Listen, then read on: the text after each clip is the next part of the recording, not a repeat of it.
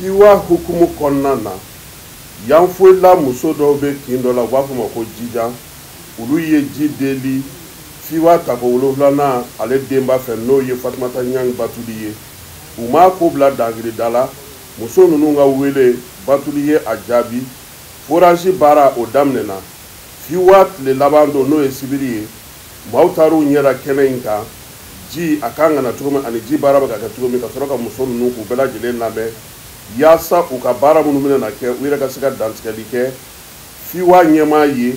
ale ni Batuli ka ciden min tun bɛ kɛnɛ kan n'o ye Dawuda Kamara ye. Bon ni logo de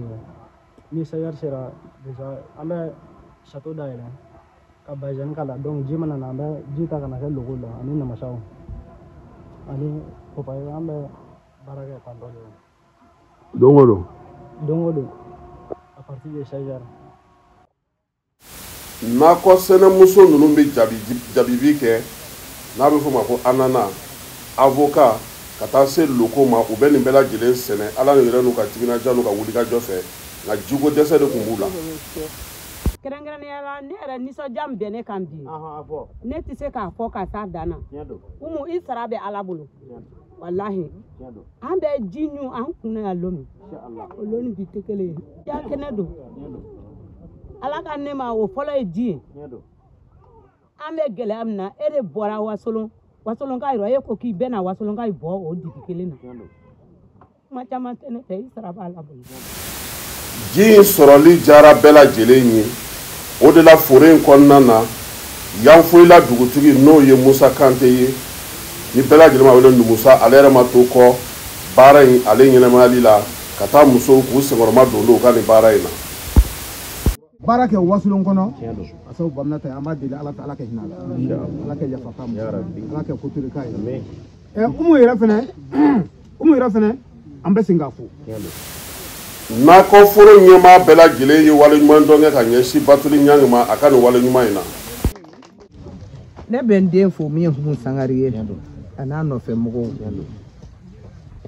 ka foli kɛ foli min tɛ se a dan na Humu ye ne ɲɛji sara bi o sarabaga o sara tɛ ne bolo ala de bɛ se k'o sara ciba ɲuman de b'i lɔ ala de b'a sara di ciba ma k'a di Humu ma ala k'o don jira a mɛnna ne kɛsila Humu bolo don min na Humu ye ne jigi tugun dɛ n bɛ tila ka wasolon sinasi fo sinasi su fɛ tile fɛ hali bɛɛ na fɔ ne kɔ yan lon dɔrɔn ka na nakɔ yɛlɛ ka na sɔrɔ yɛlɛ min b'an kan a b'a y'u laɲiniw kɛ diɲɛ fɛ k'a bila nɛti kan u bɛ se fɛn fana u b'o kɛ bari ni don min ma se o tile ma bɔ ala ka fɛn dilanni ye fɛn bɛɛ ye o don de sera bi sinon ne t'a dɔn ko n bɛ n sigi ne kunna bi an ye nin fɛn fɛn ye nin bɛɛ maliko de ye nin bɛɛ jamana kelen ko de ye ala ka sitanɛ bɛɛ jamana kunna ala ka suma ne b'a na mɛri fo ne yɛrɛ bɛ taa don fo mɛri ko a ka biro kɔnɔ n bɛ taa n jama kunna n'a ma ji sɔrɔ bi madame de mɛri mana kɛ kun min na i b'a fɔ a ɲɛna a ko grand sœur Sabari an bɛ laɲini na n'a ne wari o fɔ tubabu dɔw ma o tɛ ne la bamanankan mɛnna o ni dalakɛri ko ne nane na o tɛna ne minɛ ka ne datugu ne tɛna gbɛnsɛn sɔrɔ k'o dun n tɛna to sɔrɔ k'o dun vraiment a ye min k'anw ye ala k'e se k'a sara ciba ɲuman k'a sara d'a ma a diyara an ye a bonya an ma bari nakɔ min filɛ nin a tun ka d'an ye bi Humu an ye ko kɛ ni ka deli ka to an t'a k'i ye dɛ e y'an den ye e y'an dɔn k'an dɔnna kari e mana taa sɔrɔ gbɛnsɛn kunna i b'a dun i bɛ to dun n bɛ ma ɲugun anw nɔ e ma fosi k'an ye e ye daraba nin k'anw ye i sara t'an bolo i sara de bɛ ala bolo. An bi ko tɔgɔ la Dawuda Kamara ale m'a ka nisɔndiya dogo fiyewu kuma tɛ fɛn min ye musolakaw dɛmɛni ye o bɛ tali kɛ olu yɛrɛ ka taabolow la. A bɛ fiwa de hukumu kɔnɔna la parce que festival a organisera pour que dugu sɔrɔ dɔ bɛ se ka fara kan cogo min na ni dugu développement an bɔra ka kuma caman mɛn sisan à travers Humu wasolon ye ko camanba de sɔrɔ yanfoyila cercle ye ko camanba de sɔrɔ donc bi anw fana bɛ yan komi Batuli kɛra marraine ye ɲinan parce que depuis salon an bɛ yan avec les produits tous les bonbons mais cette année a ye marraine a y'a bonya ta k'a di Batuli ma donc Batuli fana y'a yira an ka to a kɛrɛfɛ an ka jɛ an ka wasolon développer ɲɔgɔn fɛ an ka jɛ an ka yanfoyila cercle développer ɲɔgɔn fɛ nali in tɛna dan nin ma mais on va continuer. Maire est bora ka kuma chama fo sisan non. Donc ce qui veut dire que déjà moralement on lui est préparé le donc ou mago be accompagnement de là ka se ka fen do réaliser ça. Donc ani kuna poni munun be boya amita la seigneur mo ma. Donc ni disposition pour munun tara pour le cercle de Yamfoyila ni ala sona ma ambe segi ngana pour que ani Yamfoyila ka wanga je ko lu fe nyoko. Donc umu yera fo ko sobe Yamfoyila kanu bala ko sobe ambe to nyoko bolo ni ala sona ma ko ka maliba de bolo fe nyoko.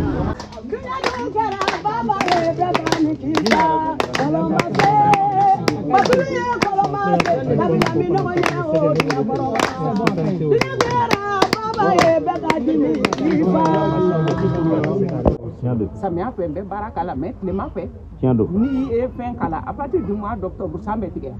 ni sant tigera généralement maraîchage bedam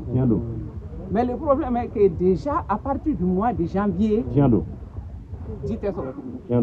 on va sur mo ko ka fait en blague ka fait kala il va y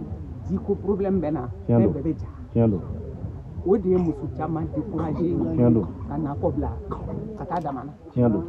alors que anguye nako de que pour que kamuso la bo damana nako kono ambugala sigi Yamfoyila maire ka kuma tɛmɛnen kɔfɛ hali n'o y'a sɔrɔ ale yɛrɛ bɛ baara kɛ nakɔ in kɔnɔna na min ye jibondo kura min kan ka sigi Batuli tɔgɔ la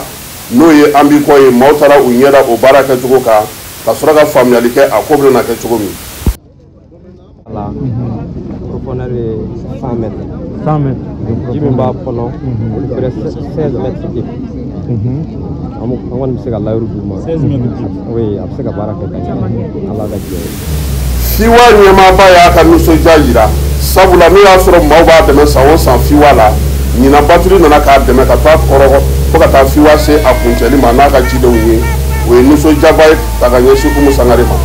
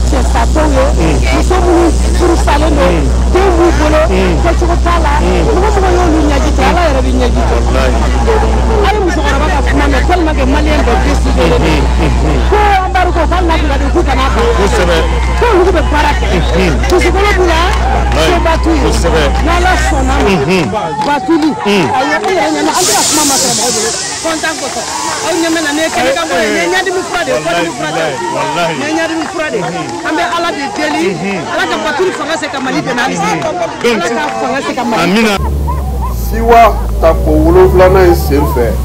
n'o y'a sɔrɔ bɛɛ lajɛlen nana ka sewa ni nisɔndiya kɛ mouvement an b'i kɔ n'o ye Fatumata Batuli Ɲangi n'ale kɛra denba ye ɲinan Umu Sangare y'a fo k'a waleɲuman dɔn sabula san tɔw la denbaw bɛna ani denbaw u dɛmɛ baara daminɛli la ka taa ka u to nka Batuli Ɲangi a tora yen a ka maaw n'o o ye Dawuda Kamara n'a ka tɛlenw ye u tora kɛnɛ kɔnɔna na wa u ye baara kɛ fo ka taa se a laban bɛɛ lajɛlen ma min ye Yanfoyila taga o baaraw kɛlen kɔfɛ Jarani u taara yen fana ka taa Jarani satigi ale ka musée-ba min bɛ ka t'u ɲɛda o kan min ye mouvement an b'i kɔ ye u ye faamuyali kɛ Yanfoyila kɔnɔna na wa u y'a yira fana k'a fɔ don nataw la ni Yanfoyilakaw bɛna se ka baara kɛ cogo min Kasim Traoré